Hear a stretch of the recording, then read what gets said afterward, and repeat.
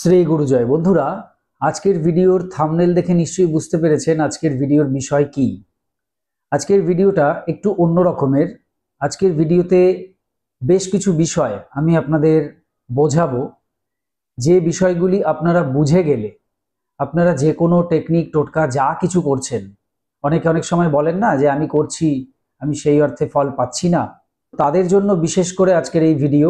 পাশাপাশি সবার জন্যই এই ভিডিও, যে কেন কাজ করছে না, কি করলে কাজ করবে। আজকে এই বিষয়ে কিন্তু আজকে আমাদের এই আলোচনা বা আজকের ভিডিও। তো মন দিয়ে ভিডিওটি দেখুন। ভিডিওটি ভালো লাগলে অবশ্যই একটি লাইক করে দেবেন, বন্ধু বান্ধবের মধ্যে ভিডিওটিকে অবশ্যই শেয়ার করবেন, চ্যানেলটিকে সাবস্ক্রাইব করে পাশে থাকা বেল আইকনে ক্লিক করে অল অপশনটি অবশ্যই সিলেক্ট করে রাখবেন, যিনি ফার্স্ট টাইম এই চ্যানেল ভিজিট করছেন অর্থাৎ এই ভিডিওটি দেখছেন।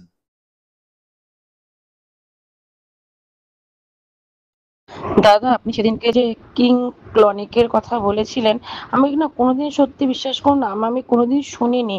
তো আপনার তো অনেক টোটকা করে অনেক উপকার পেয়েছে। আমি করেছি টোটকাটা।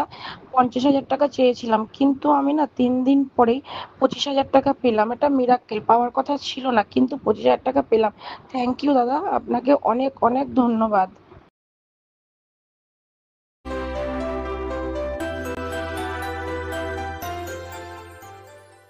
নমস্কার দর্শক বন্ধুরা, আপনাদের সকলকে আরো একবার রেইকি বার্তায় স্বাগত জানাচ্ছি। আমি আপনাদের বন্ধু শ্রী মিঠুন রয়, রেইকি গ্র্যান্ড মাস্টার। আপনারা নিশ্চয়ই ভালো আছেন, আমিও খুব ভালো আছি। বন্ধুরা, সবার আগে যেটা জানতে হবে সেটা হচ্ছে গুড রিসিভার হতে হবে।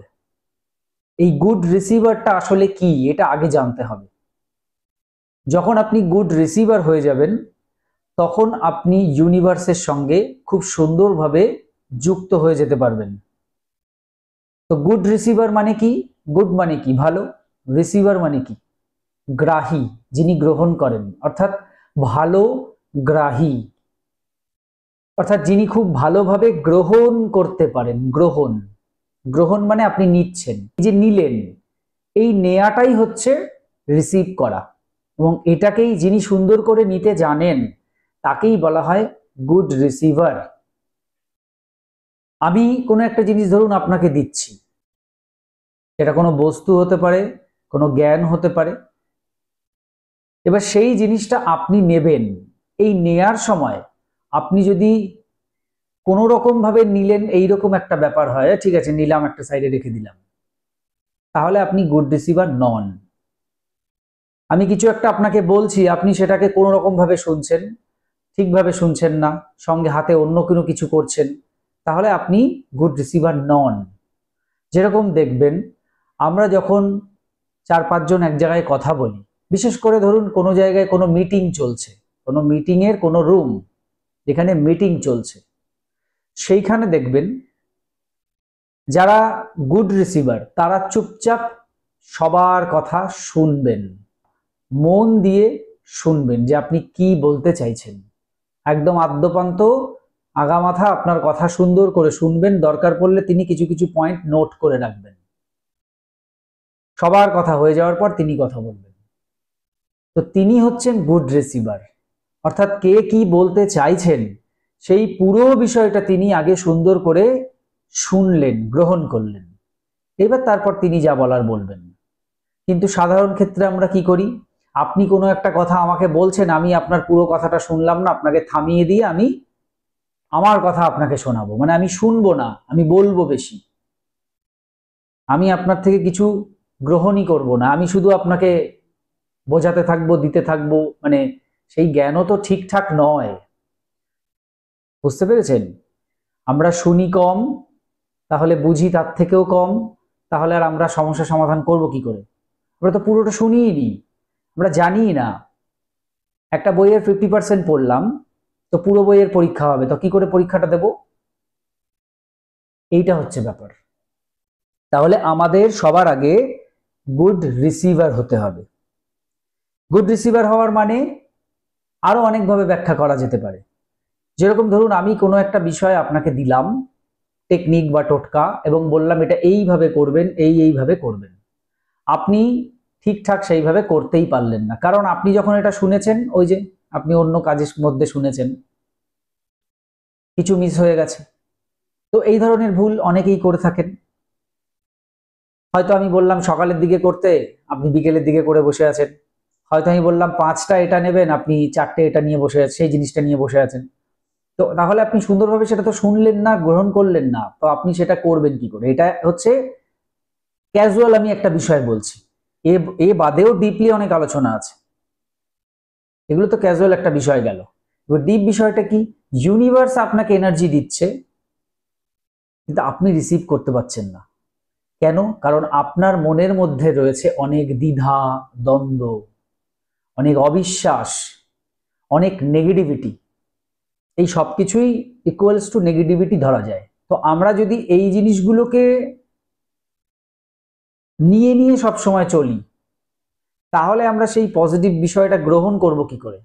আপনি কিছু একটা করলেন, তার ফিডব্যাক হিসেবে ইউনিভার্স আপনাকে দিচ্ছে, ইউনিভার্স আপনাকে এনার্জি দিচ্ছে, বাট আপনার মধ্যে ওই অবিশ্বাস, এই বিষয়গুলো রয়েছে, নেগেটিভিটি গুলো রয়েছে, তাই আপনার সেগুলো আপনার কাছে আসছে না। ওগুলো তো একটা বেড়া সৃষ্টি করছে, একটা দরজা তৈরি করে দিচ্ছে, একটা দেওয়াল তৈরি করে দিচ্ছে, ফলে এনার্জিটা এসে এখানেই ধাক্কা খাচ্ছে, আপনার মধ্যে সেটা ঢুকতে পারছে না। তাই গুড রিসিভার হতে গেলে আগে মানে যাকে বলে সরল, সাদাসিধে সরল, এই টাইপের আপনাকে হতে হবে। এটা কাউকে দেখাতে হবে না যে দেখো আমি খুব সরল, আমি খুব সাদাসিধে। আমরা মনে মনে নিজেদেরকে সরল তৈরি করব। এটি শিশু যেরকম সরল, সেরকম সরলতা আমাদের মধ্যে থাকবে। যত আপনার মধ্যে সরলতা থাকবে, ভগবান, সর্বশক্তিমান ঈশ্বর ভগবান কিন্তু সরল যারা তাদের পছন্দ করেন সবার আগে, যাদের মনে কোনো প্যাঁচ গোছ নেই, সরল। বুঝতে পেরেছেন?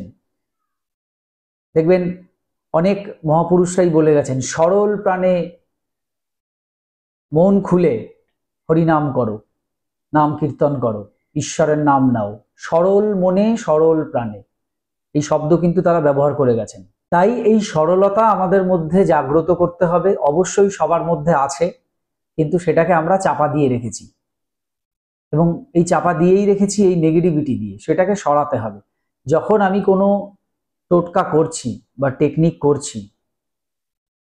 সেটাকে সরল মনে সরল প্রাণে বিশ্বাসের সঙ্গে করতে হবে। অনেকেই বলেন বিশ্বাস না থাকলে কি দাদা আপনার ভিডিও দেখছি, বিশ্বাস না থাকলে কি আপনাকে কমেন্ট করছি, বিশ্বাস না থাকলে কি আপনাকে হোয়াটসঅ্যাপে বলছি আমার এই সমস্যা?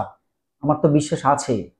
আবার তিনি এবার 2 দিন পরে বলছেন, হ্যাঁ দাদা আপনি বলেছিলেন, আমি ওটা করেছি, আমার কিছু হয়নি। অথচ সেটা আমি হয়তো বলেছিলাম কন্টিনিউ করে যাবেন, কিন্তু তিনি ওই যে অল্প বুঝেছেন, তিনি 2 দিন 3 দিন করে ছেড়ে দিয়েছেন। তারপর উনি বলছেন, হ্যাঁ হ্যাঁ আপনি বলেছিলেন আমি এটা করেছি, কিছু হয়নি। তাই বললাম, এটা আপনি বলছেন কি করে কিছু হয়নি? এটা তো আমি আপনাকে কন্টিনিউ করে যেতে বলেছি, আপনি ছেড়েই বা দিয়েছেন কেন? তো এই হচ্ছে বিষয়। একটা জিনিসকে যখন করবেন, পূর্ণাঙ্গ সমস্ত কিছু জানুন, বুঝুন, তারপর করুন। করার জন্য তাড়াহুড়ো করবেন না। আর যখন করবেন, পুরোপুরি সারেন্ডার করে দেবেন, বিশ্বাসের সঙ্গে করবেন, সেই জিনিসটার প্রতি সারেন্ডার করে দেবেন যে হ্যাঁ এখান থেকে আমি এটা পাবো, আজকে পাই আর কালকে পাই। অনেক মানুষ রয়েছে যারা সবসময় অধৈর্য হয়ে পড়েন। আর শুরুতে ধরুন আমি বললাম যে বিশ্বাস নিয়ে করবেন, হ্যাঁ হ্যাঁ আমি বিশ্বাস নিয়ে করছি দাদা, কোনো অসুবিধা নেই, আমি খুব বিশ্বাস নিয়েই করছি। 1 সপ্তাহ পরে তার বিশ্বাস 50% কমে গেল, যেহেতু 7টা দিন সে কাটিয়ে দিয়েছে। 7টা দিনের মধ্যে তিনি কোনো রেসপন্স পান হয়নি, কার কোনো জায়গা থেকে কোনো রেসপন্স কিছু আসেনি।